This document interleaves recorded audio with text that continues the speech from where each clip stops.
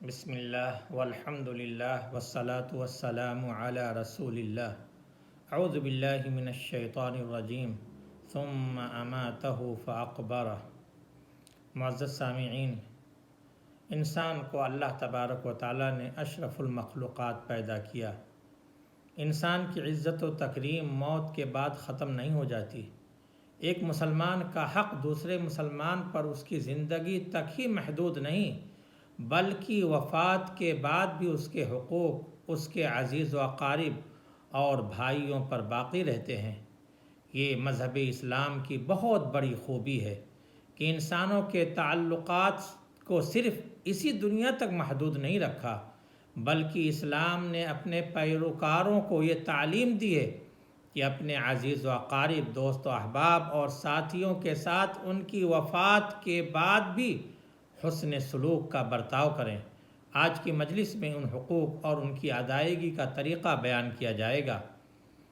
میت کا پہلا حق یہ ہے کہ روح نکلنے کے بعد اس کی آنکھیں بند کر دی جائیں اور اس کے لیے دعا کیا جائے۔ جب حضرت ابو سلمہ رضی اللہ تعالی عنہ کی وفات ہوئی تو رسول اللہ صلی اللہ علیہ وسلم ان کے پاس تشریف لے گئے۔ دیکھا کہ ان کی آنکھیں کھلی ہیں۔ آپ نے ان کی آنکھوں کو بند کر کے فرمایا، جب روح نکلتی ہے تو نگاہ اس کا پیچھا کرتی ہے۔ یہ سن کر ان کے گھر والے زور زور سے رونے لگے تو آپ نے فرمایا، کوئی بری بات زبان سے نہ نکالو کیونکہ فرشتے تمہاری باتوں پر آمین کہتے ہیں۔ پھر آپ نے کہا، اے اللہ، ابو سلمہ کی مغفرت فرما، ان کے درجات ہدایت یافتہ لوگوں میں بلند فرما، ان کی قبر کو کشادہ کر دے اور اسے نور سے بھر دے۔ اس کا دوسرا حق یہ ہے کہ چادر سے اس کے جسم کو ڈھک دیا جائے۔ جب رسول اللہ صلی اللہ علیہ وسلم کی وفات ہوئی تو آپ کے جسم کو چادر سے ڈھک دیا گیا تھا، اور اس کے حقوق میں سے یہ بھی ہے کہ اس کو بیری کے پتے سے ملے ہوئے پانی سے غسل دیا جائے۔ جب آپ کی بیٹی کا انتقال ہوا تو آپ نے فرمایا، انہیں 3 بار یا 5 بار یا اس سے زیادہ پانی اور بیری کے پتے سے غسل دو اور آخر میں کافور ملا دو۔ ان کے حقوق میں سے یہ بھی ہے کہ اس کو اچھا سا سفید کفن پہنایا جائے۔ میت کو غسل دینے کے بعد کفن پہنایا جائے گا۔ اللہ کے رسول صلی اللہ علیہ وسلم کا ارشاد ہے، اذا کفن احدکم اخاہ فلیحسن کفنہ، جب اپنے بھائی کو کفن دو تو اچھا کفن دو۔ اس کے حقوق میں سے یہ بھی ہے کہ قبرستان لے جانے میں جلدی کی جائے۔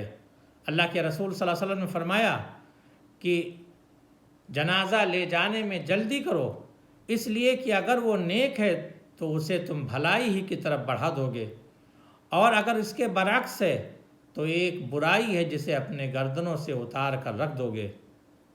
اس کے حقوق میں سے یہ بھی ہے کہ اس پر جنازے کی نماز پڑھی جائے۔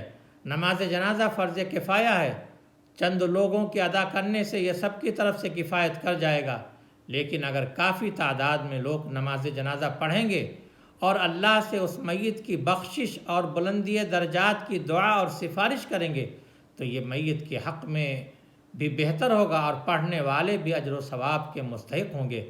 اللہ کے رسول صلی اللہ علیہ وسلم نے فرمایا، جو آدمی ایمان کی صفت اور ثواب کی نیت سے کسی مسلمان کے جنازے کے ساتھ جائے اور اس وقت تک جنازے کے ساتھ رہے جب تک کہ اس پر نماز پڑھی جائے اور اس کے دفن سے فراغت ہو، تو وہ ثواب کے 2 قیرات لے کر واپس ہوگا، جس میں سے ہر قیرات گویا احد پہاڑ کے برابر ہوگا۔ اور جو آدمی صرف نماز جنازہ پڑھ کر واپس آ جائے تو ثواب کا 1 قیرات لے کر واپس ہوگا۔ نیز آپ نے فرمایا کہ جس میت پر مسلمانوں کی ایک بڑی جماعت نماز پڑھے، جن کی تعداد 100 تک پہنچ جائے اور وہ سب اللہ کے حضور اس میت کے لیے سفارش کریں تو ان کی یہ سفارش میت کے حق میں ضرور قبول ہوگی۔ اس کے حقوق میں سے یہ بھی ہے کہ اس کی تدفین کی جائے، میت کو دفن کیا جائے اور مٹی ڈال دی جائے۔ میت کو قبر میں اتارتے وقت نبی کریم صلی اللہ علیہ وسلم کے فرمان کے مطابق بسم اللہ وعلی ملت رسول اللہ پڑھنی چاہیے۔ اس کے حقوق میں سے یہ بھی ہے کہ تدفین کے بعد اس کی مغفرت اور ثابت قدمی کے لیے دعا کی جائے۔ اللہ کے رسول صلی اللہ علیہ وسلم کا معمول تھا جب آپ دفن سے فارغ ہوتے تو قبر پر ٹھہر جاتے اور فرماتے اپنے بھائی کے لیے بخشش مانگو اور منکر و نکیر کے سوال پر ثابت قدمی کی دعا کرو، کیونکہ ابھی اس سے سوال کیا جائے گا۔ اس کے حقوق میں سے یہ بھی ہے کہ اس کے قرض کو ادا کیا جائے۔ میت کے اوپر جو بھی مالی حقوق ہیں جیسے قرض وغیرہ، ان کی ادائیگی میں بھی جلدی کی جائے۔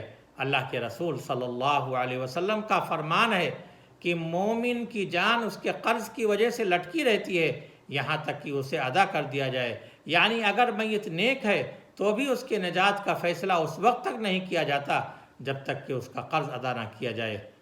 اس کے حقوق میں سے یہ بھی ہے کہ ثلث مال تک غیر وارث کے حق میں کی گئی وصیت کو نافذ کیا جائے۔ اللہ کے رسول صلی اللہ علیہ وسلم نے حضرت سعد بن ابی وقاص سے کہا کہ 1/3 وصیت کر سکتے اور یہ بھی بہت زیادہ ہے۔ اپنے ورثہ کو مالدار چھوڑنا اس سے بہتر ہے کہ انہیں محتاج چھوڑ کر جاؤ کہ لوگوں کے سامنے ہاتھ پھیلائیں۔ ان کے حقوق میں سے یہ بھی ہے کہ اس کو برا بھلا کہنے سے اجتناب کیا جائے۔ آپ نے فرمایا کہ مردوں کو برا بھلا مت کہو، کیونکہ انہوں نے جو کچھ کیا اس کے انجام کو پہنچ گئے۔ اس کے حقوق میں سے یہ بھی ہے کہ عورت اپنے شوہر کی عدت وفات گزارے۔ عورت کے لیے اپنے خاوند کے مرنے پر عدت گزارنا لازم ہے اور یہ میت کا حق بھی ہے۔ عورت اگر حاملہ ہے تو اس کی عدت وضع حمل یعنی بچے کی پیدائش ہے، اور اگر وہ حاملہ نہیں ہے تو اس کی عدت 4 ماہ 10 دن ہے۔ اس مدت میں وہ گھر میں سادگی اختیار کرتے ہوئے رہے اور بغیر کسی مجبوری اور شرعی عذر کے گھر سے باہر نہ نکلے۔ اگر مجبوری کے وقت گھر سے باہر جانا بھی پڑے تو سادگی اور پردے کا خصوصی لحاظ رکھے۔ اس کے حقوق میں سے یہ بھی ہے کہ اس کے دوستوں کے ساتھ احسان کیا جائے۔ اللہ کے رسول صلی اللہ علیہ وسلم نے فرمایا سب سے بہترین نیکی اپنے والد کے دوستوں کے ساتھ صلہ رحمی کرنا ہے۔ اللہ تبارک و تعالیٰ سے دعا ہے کہ اللہ تبارک و تعالیٰ ہمیں ان حقوق کی ادائیگی کی توفیق عطا فرمائے، آمین۔